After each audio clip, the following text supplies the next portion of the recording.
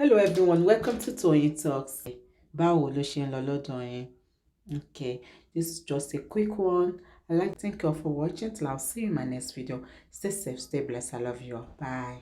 Nísobìnrin nísọkùnrin ibẹ̀ ló ń gbé o ibẹ̀ ló wà Ìyá Ìbàdàn original number one. Thank you, mommy. Thank you. Number one.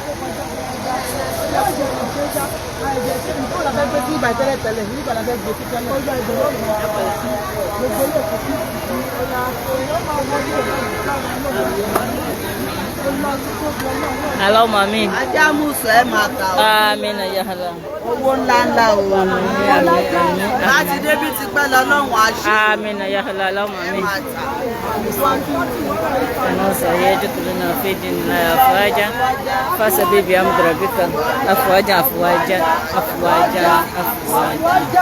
Wọ́n sàbí ibi àwọn ọ̀rọ̀ nígbà إنه كان بسم الله الرحمن الرحيم الحمد لله رب العالمين الرحمن الرحيم مالك يوم الدين إياك نعبد وإياك نستعين اهدنا الصراط المستقيم صراط الذين أنعمت عليهم غير المغضوب عليهم ولا الضالين آمين آمين يا الله آمين سبحان ربك آمين آمين على المرسلين والحمد لله رب العالمين آمين يا الله Èkó ní ọgbọ́n, Èkó ní owó, Èkó ní ọ̀la, okú rèé. ọ̀sàrẹ̀ arómisálẹ̀ gbẹ̀lẹ̀gbẹ̀ Okú àkọsà, ìpáàsì àwúwo. nípasẹ̀ àwọn Okú àti kíni? ọ̀sà Ìpàsí àwùjọ. Ìpáàsì àwúwo. Tó bá ti wà nínú òkú àkọsà tó wà ní àárín méjì ẹ̀, ilé máa wá ní. àmín Tẹpá mọ́ṣẹ́ ni. Bẹ́ẹ̀ni. Tó bá ti tẹpá mọ́, obìnrin kò sí ń tà lè kóló, kò sí ń tà lè gbogbo nìkan láàrin ìsà. bẹ́ẹ̀ni Kò tí ìyẹn tó ṣe pọ̀jà ni a máa tà á. Àmín, Ẹ bá wa àmín, rà. àmín, àmín. Ẹ ṣàánú wa. Àmín. Ẹ bá ti ṣàánú wọn náà máa ṣàánú ẹ̀yin náà. àmín Ẹ ṣí bí àánú wọn wá. Àmín. Ẹ má wọ dànù. Ẹ má bínú wa. Ẹ bá wa ra ọ̀tá àǹtà. Kò sí tẹ̀ka aṣọ ọ̀nà aṣọ là ń ṣe kí ni? láńtà Ọ̀nà ń sa gold. Àwọn ń sa wedding ring. Àwọn ń sa gold. Kò sí tó fẹ́ tó ní ibi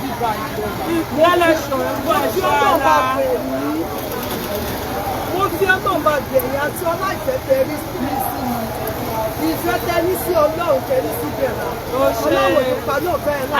àmín ya Allah lọ́mọ mi ẹ bá wa jò wàlẹ́kì sálà ìjẹ́ lọ́dọ̀ ọlọ́run alájà mi àmín àmín àmín Ẹgbẹ́ sọ fún mi pé kí n fi ọmọbìnrin rẹ̀ sílẹ̀ fọ̀fọ̀ ni mo ti fi sílẹ̀. Wọ́n ti tẹ́bi náà rò ewu tẹ́bi náà rò ní pé kí n lóyún. Irọ́ o tẹ́lẹ̀ wọn fẹ́ gbé Irú ojú tí mo wọn ní ni. kọ́ lè parí ọ̀rọ̀ nìyẹn. Gbogbo ọ̀rọ̀ tí mo gbọ́ yín bá mi sọ mo ti gbọ́. Lẹ́yìn bá lóyún tó bá bíbè. Mo ti tí mo lè ṣe tó lè fi tán nínú mi. Àmì àlùtẹ́ bá ti wá ní ìbejì lẹ́yìn máa fi bí. Ọkọ̀ fún mi náà ń gbọ́rọ̀ láìkì ni. Èmi náà mọ̀ pé lọ́ọ̀dún rẹ̀ wọ́n ń dúró báyìí. Wọ́n máa fún mi ní ìwọ̀n lọ́wọ́ wá gbé wọn. Wọ́n máa bínú mi bí omi. Ẹ má bẹ̀yìn bọ́ ọmọ kan tí fi ń gbé ọkọ̀ bẹ́ẹ̀ náà dẹ̀ ni kò ní jábọ̀ pẹ̀lú àṣìwà. Ó lè tán nínú mi. Kẹ́gbọ́n ẹlẹ́ẹ̀kejì kejì ẹ̀ ṣé máa kó tí máa ti lóyún ẹ̀mí ẹ̀ lè jí ẹ̀ lọ́ra ẹ bá mi ra aṣọ. Kí ni mo tà? aṣọ mi rà. thank you ma thank you ẹ ṣé ma 37 and 27 and 30. Mo sọ́wọ́ náà lórí John Street àfidọ́lá fọlọ́ àfidẹ́ra àfẹ́yàn kánú àríyá. àmín àmín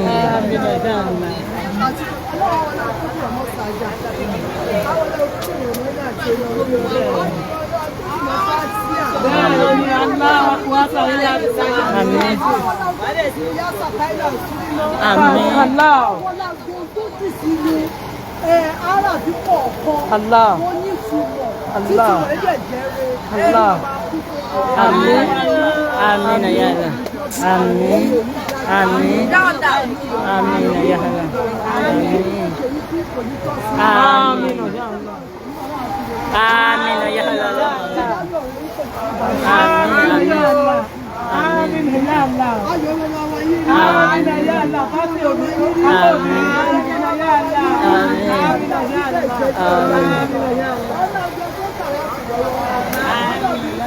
Amin ya Allah. Amin ya Rabbil izzati amma yasifun. Assalamu ala al-mursalin. Alhamdulillah rabbil alamin. We love you, Manny. Yes, ma. Amin.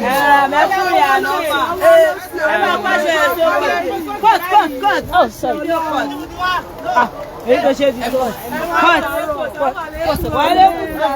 Waiting up. Ẹ máa fọwọ́ ẹ lọ yìí ṣe máa ti fi dagun mọ́kànlá ńlálẹ̀ lọ́kùnrin mo ti gbọ́ ẹjọ́ kò kàn tó bá ti tó tà mí ó yẹ kí lọ pa lé mi ìfúkà lẹ́yìn ìyàtọ̀ lára mi wà ó.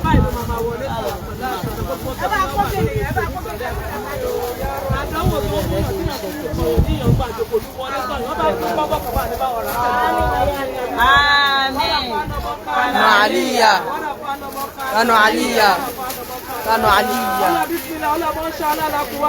Ilá bílá ìlàlílà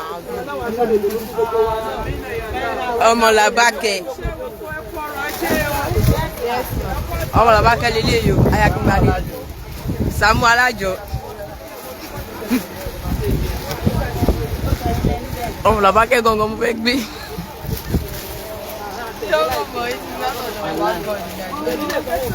Sàámú ṣé kàáyìn jẹ.